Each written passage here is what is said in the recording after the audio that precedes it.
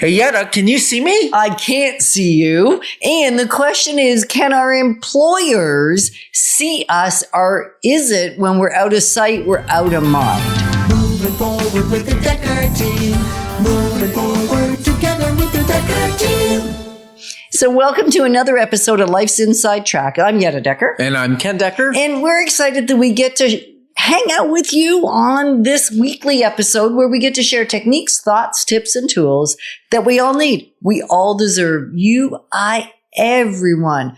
We can turn our house into home, our families thrive, and we live the best life possible. So what we're going to consider is, as we're growing our wealth, can we do that as well from home as from the office?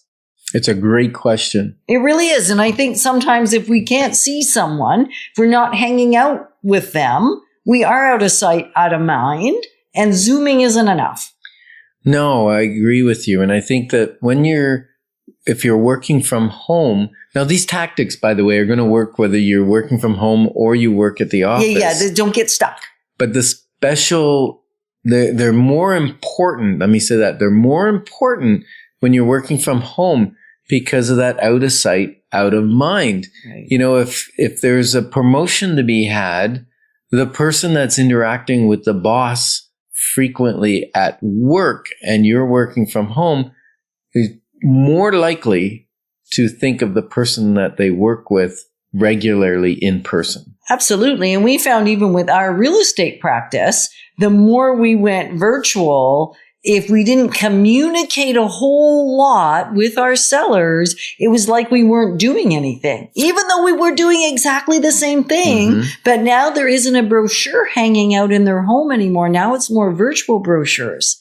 And so you don't see that. They're not seeing us at work. And even when we had to cancel our family gatherings where our clients come together, meet with us, enjoy time together, we're in sight, in mind, and they would refer clients to us. And then when we couldn't do those, we're out of sight, out of mind. Right. And the nice thing is in 2022, we got to have 2 of our traditional 4 family gatherings. Mm-hmm. And I was so pumped.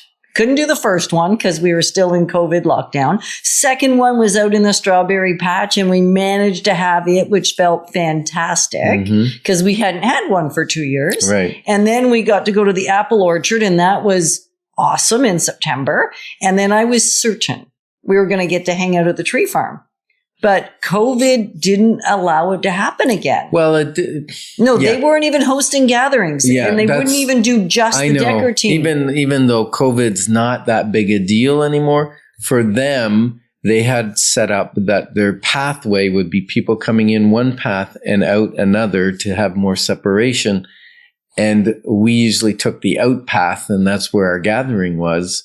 And so they didn't allow us to have our special event there. Right. They're still open, but they wouldn't allow us. No, I get it. They wouldn't allow anybody. It wasn't just us. They weren't out to get the Dekker Team. You mean other people had events there?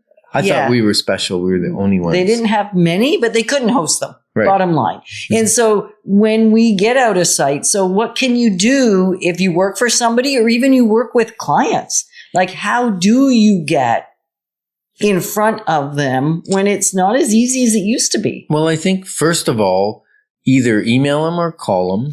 But caller is way better than emailing, although I would call and then follow up with email so there's an email trail, and ask what special skills would they benefit from, or what things, if you did them well, would help your boss get a promotion or be recognized or just increase the value of you as an employee. What special things can I do? So Great question. Ask the question, right? Mm-hmm. Like, how can I best serve you? And then and then let me just finish this. Like, after they respond and they go, oh, you could do X, Y, and Z, that's when you write the email to them and say, just following up so there's a record of our conversation, I heard you say that if I did X, Y, and Z, then that's going to help the company. Right. Right. And then it also tells them that you're a good listener. you're good at following up and you're good at keeping records. Right. Then do those things. Well, yeah, actually, one of my clients said to me the other day, I went to see a new client and they've only been in their house 2 years. And I knew, because I could remember 2 years back, that we hadn't helped them buy the house.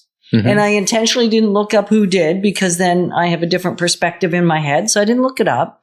I just went and I saw them and we had a great interaction. We were going through the house, figuring out what they could do to make changes. Their life had changed enough that it was probably time for a move again soon.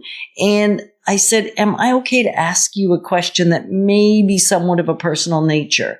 Because I'm a little not sure or a little wondering why I'm here when you only bought the house a few years ago. So may I ask what caused you not to call that client, that realtor again? Right. And she said, actually, this is our 7th move. And we've only worked with the same realtor that helped us buy when we sold once.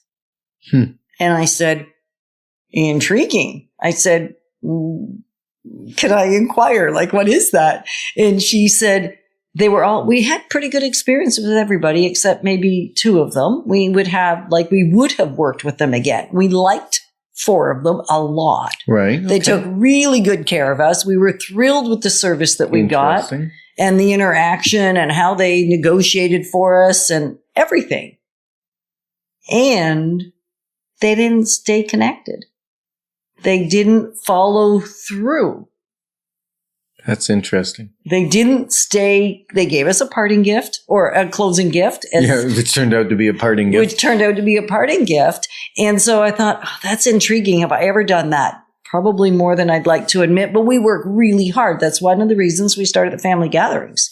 So we could stay connected to people that we like. So the follow-up caused them not to rehire that person. Even though they were great. Or if it's a job position, maybe not get the promotion because you didn't follow up with what they said. And also maybe ask what courses you might be able to take. And here's a great one. Ask if the company will pay for them. Because if they improve your worth to the company, many times they will. They absolutely will. So then take the course. Ace it, like put the effort forward. Don't just get by. Don't just go, okay, I took it.